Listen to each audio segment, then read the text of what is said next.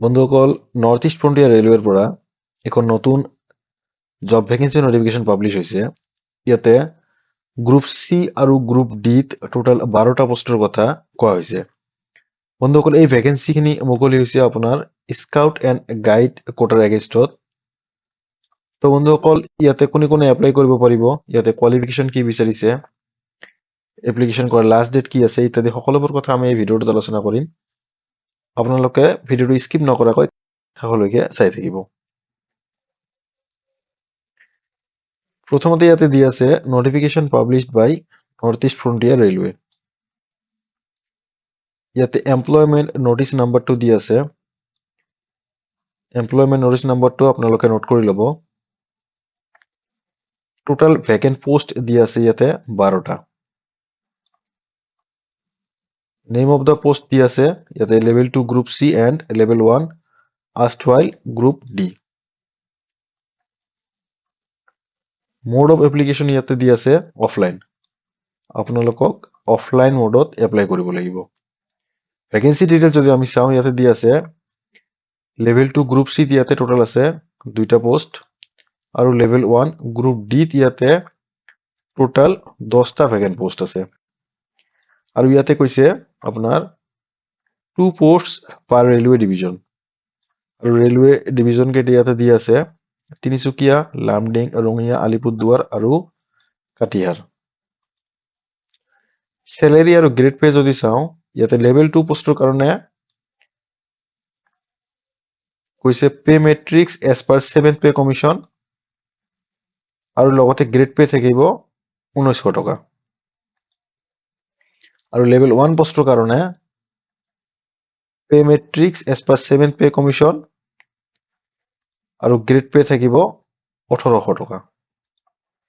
Application ফি যদি আমি চাওঁ, ইয়াতে কৈছে SC ST ex servicemen PWBD women minorities and EBC মানে ইকনমিকেলি বেকৱাৰ্ড ক্লাছ, এই কেণ্ডিডেটছবোৰৰ কাৰণে এপ্লিকেশ্যন ফি আপোনাৰ 250 টকা হ'ব।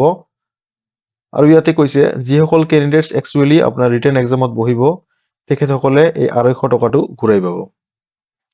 আৰু বাকী কেটেগৰী কেণ্ডিডেটছৰ কাৰণে 500 টকা এপ্লিকেশ্যন ফি পে কৰিব লাগিব। আৰু ইয়াতে কৈছে যিসকল কেণ্ডিডেটছে ৰিটেন এক্সামত বহিব তেখেতসকলে 400 টকা ঘূৰাই পাব। মোড অফ পেমেণ্ট ইয়াতে দি আছে ভায়া IPO আৰু দি আছে IPO should be drawn in favor of PFA/NF Railway and payable at Maligaon Post Office, Guwahati 781011। আৰু কৈছে যে কেণ্ডিডেট সকলে IPOত তেখেতসকলৰ নাম আৰু ফুল এড্ৰেছ লিখি দিব লাগিব।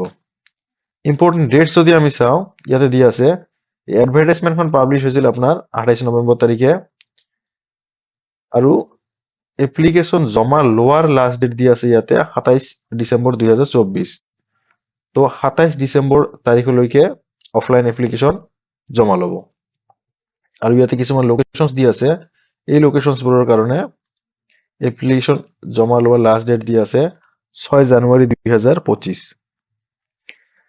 এলিজিবিলিটি ক্ৰাইটেৰিয়া যদি আমি চাওঁ, ইয়াতে দি আছে প্ৰথমে লেভেল 2 পোষ্টৰ কাৰণে এজ লিমিট যদি আমি চাওঁ, ইয়াতে SC ST কেটেগৰী কেণ্ডিডেটছৰ কাৰণে দি আছে মিনিমাম এজ 18 to 35 ইয়াৰ্ছ, 18 বছৰ মিনিমাম আৰু মেক্সিমাম 35 ইয়াৰ্ছ। OBC কেটেগৰী কেণ্ডিডেটছৰ কাৰণে মিনিমাম 18 বছৰ আৰু মেক্সিমাম 33 বছৰ। আৰু আনৰিজাৰ্ভ কেটেগৰী কেণ্ডিডেটছৰ কাৰণে দি আছে মিনিমাম এজ 18 ইয়াৰ্ছ আৰু মেক্সিমাম 30 ইয়াৰ্ছ। এডুকেশ্যনেল কোৱালিফিকেশ্যন যদি আমি চাওঁ, ইয়াতে কৈছে হায়াৰ ছেকেণ্ডাৰী বা ইয়াৰ ইকুইভেলেণ্ট এক্সাম পাছ কৰা হ'ব লাগিব আৰু লগতে মিনিমাম 50% মাৰ্কছ থাকিব লাগিব। আৰু লগতে কৈছে এই 50% মাৰ্কছটো কম্পালচৰি নহয়। SC ST এক্স সাৰ্ভিসমেন আৰু যিসকল কেণ্ডিডেটছৰ কোৱালিফিকেশ্যন হায়াৰ ছেকেণ্ডাৰী ওপৰত আছে, আপোনাৰ গ্ৰেজুৱেশ্যন বা পোষ্ট গ্ৰেজুৱেশ্যন যিসকল কেণ্ডিডেটছৰ আছে, তো এইবোৰ কেণ্ডিডেটছৰ কাৰণে 50% মাৰ্কছ হায়াৰ ছেকেণ্ডাৰী থকাটো কম্পালচৰি নহয়। ইয়াতে কৈছে জুনিয়ৰ ক্লাৰ্ক কাম টাইপিষ্ট বা একাউণ্টছ ক্লাৰ্ক কাম টাইপিষ্ট পোষ্টৰ কাৰণে 30 words per minute in English বা 25 words per minute in Hindi আপোনাৰ টাইপিং স্পীড থাকিব লাগিব।